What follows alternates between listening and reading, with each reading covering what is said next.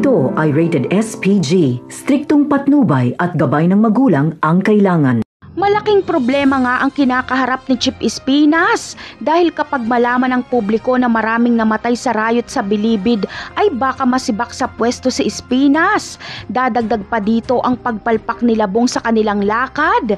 Hindi kasi nila napatay si Congressman Sibilya.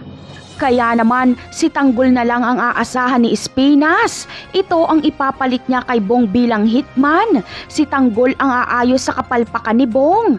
Hindi naman mabibigo si Espinas kay Tanggol dahil magaling si Tanggol. Dahil kay Tanggol ay maayos ni Espinas ang problema niya sa kanyang mahabang listahan ng mga papaslangin. Samantala, mangyayari na rin ang inaabangan ng lahat. Ito nga ay ang pagkabisto ni David at Olga. Sa magaganap na revelasyon ay matinding pagmamakaawa ni David kay Ramon para hindi lang siya nito paslangin. Mauubusan ng swerte si David dahil kahit si Tanggol ay hindi siya kakampihan.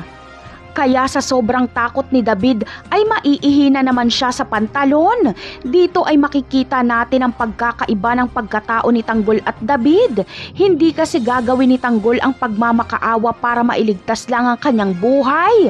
Bagkus ay lalaban si Tanggol hanggang sa huling hininga at hindi nito magagawang maihi sa pantalon.